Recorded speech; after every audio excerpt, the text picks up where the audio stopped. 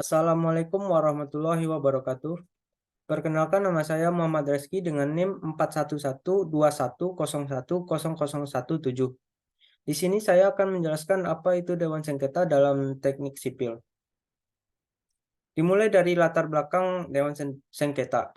Setiap sengketa konstruksi yang muncul mengakibatkan pelaksanaan proyek menjadi terhambat dan terlambat, bahkan dapat menimbulkan pembebanan biaya tambahan bagi pihak-pihak yang berselisih.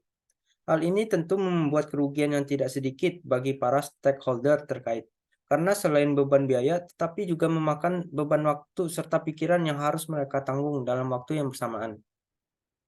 Sengketa konstruksi merupakan hal merugikan yang terjadi di setiap proyek konstruksi yang harus ditanggung oleh pihak-pihak yang berselisih, di antaranya pihak owner, yaitu pengguna jasa, maupun pihak penyedia jasa, yaitu kontraktor.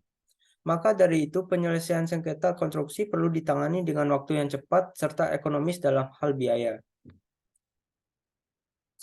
Selanjutnya, apa itu Dewan Sengketa? Dewan Sengketa merupakan suatu anggota penting dalam tim kontrak yang membantu para pelaku konstruksi termasuk engineer untuk mencegah perbedaan pendapat menjadi perselisihan formal. Sedangkan Dewan Sengketa dalam konteks kontrak konstruksi merupakan suatu independen yang terdiri dari 1 sampai 3 orang yang memiliki fungsinya masing-masing dan membantu para pihak untuk menghindari perselisihan jika memungkinkan. Semakin banyaknya sengketa konstruksi yang terjadi serta ketidakefektifan dari proses arbitrase dan litigasi.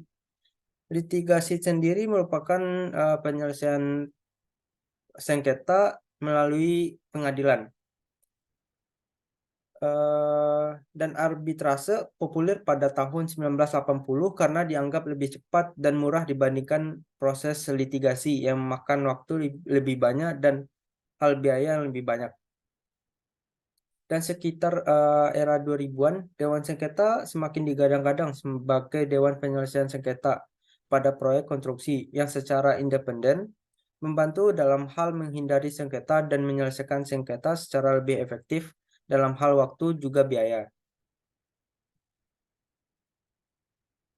Di slide ini menjelaskan 3 jenis Dewan Sengketa. Yang pertama yaitu Dewan Penyelesaian Sengketa atau Dispute Review Board, singkatannya DRB, yang berasal dari Amerika Serikat. DRB sendiri memberikan rekomendasi yang tidak mengikat antara dua pihak. Dan selanjutnya Dewan Adjudikasi Sengketa atau Dispute Adjudication Board, singkatannya DAB. Berasal dari Eropa, DAB sendiri memiliki keputusan mengikat para pihak, kecuali secara formal diperdebatkan sesuai dengan persyaratan kontrak untuk penentuan akhir dari sengketa melalui proses arbitrase atau litigasi.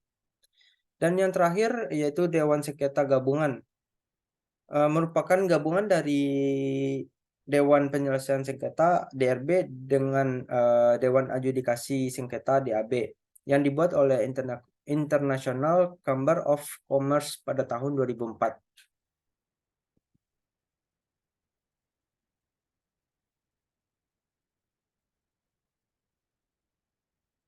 Dan selanjutnya awal perkembangan Dewan Sengketa di Indonesia. ADR atau Alternative Dispute Resolution berkembang pada saat mekanisme penyelesaian perselisihan pada proyek konstruksi melalui jalur pengadilan atau litigasi yang dianggap sudah tidak efektif dan efisien lagi. ADR berdasarkan pasal 1 angka 10 Undang-Undang Nomor 30 Tahun 1999 adalah suatu lembaga penyelesaian sengketa melalui prosedur yang disepakati para pihak, yakni penyelesaian di luar pengadilan. ADR yang paling menonjol di Indonesia yaitu arbitrase. Dua badan arbitrase di Indonesia, diantaranya BANI atau Badan Arbitrase Nasional Indonesia. Dan yang kedua BAMUI, Badan Arbitrase Muamalat Indonesia. Saat ini telah berganti nama menjadi Basarnas, yaitu Badan Syariah Nasional. Setelah era 2000-an, penyelesaian sengketa konstruksi melalui ADR, terutama arbitrase, dianggap kurang efektif karena memakan biaya yang cukup besar dan biaya yang dikeluarkan dikategorikan sebagai biaya legal. Kenapa disebut biaya legal? Karena proses aktivitas itu di luar manajemen proyek. Jadi penyelesaian sengketa melalui arbitrase merupakan aktivitas di luar manajemen proyek. Sedangkan pembiayaan Dewan Sengketa merupakan biaya manajemen proyek, dan karena Dewan Sengketa ditunjuk sejak tahap awal suatu kegiatan proyek yang memungkinkan Dewan Sengketa melakukan monitoring terhadap proyek tersebut secara keseluruhan, sehingga dikategorikan sebagai aktivitas manajemen proyek. Dan bisa dibilang Dewan Sengketa ini bukan aktivitas biaya yang legal, dan Dewan Sengketa sendiri merupakan biaya ilegal karena aktivitasnya itu di dalam manajemen proyek, berbeda dari arbitrase yang aktivitasnya itu di luar manajemen proyek. Dasar hukum Dewan Sengketa yang diambil dari FIDIK atau Federasi Internasional Ikatan Asosiasi, dari konsultan insinyur yang mematuhi kode etik dari FIDIK dalam hal menjalankan profesionalisme, independensi, dan kompetensi. Sejauh ini di Indonesia belum menggunakan konsep FIDIK dalam hal kontrak jasa konstruksi. Tetapi para pelaku jasa konstruksi di Indonesia diupayakan untuk mengenal dan memahami akan kontrak FIDIK, yang merupakan konsep kontrak internasional, di mana Dewan Sengketa atau Dispute Board merupakan bagian dari standar persyaratan umum dari kontrak FIDIK. Yang selanjutnya, klaim konstruksi. Klaim konstruksi adalah permintaan yang disebabkan perbedaan interpretasi atau perubahan disetujui namun menyebabkan perselisihan. Klaim dalam konstruksi dapat dipertimbangkan sebagai sumber utama sengketa. Hal ini terkhusus pada kontrak konstruksi. Klaim merupakan sebuah permasalahan yang arahnya berakhir pada permohonan terhadap tambahan dalam segi biaya maupun waktu, serta masalahnya adalah perselisihan antara pihak penyedia dan pengguna jasa. Jenis-jenis klaim konstruksi.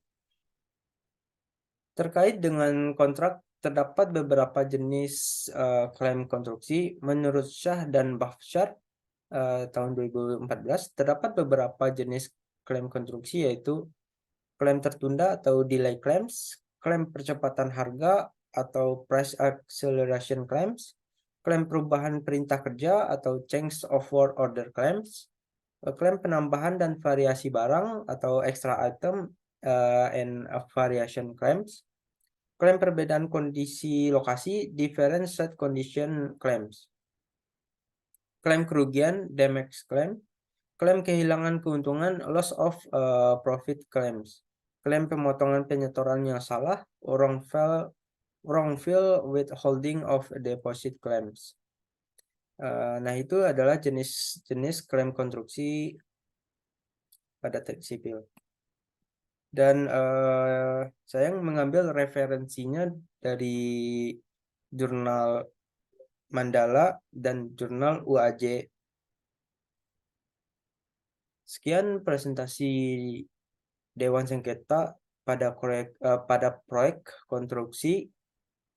Apabila terdapat kesalahan kata atau penyampaian yang salah, mohon maaf. Terima kasih atas perhatiannya. Wassalamualaikum warahmatullahi wabarakatuh.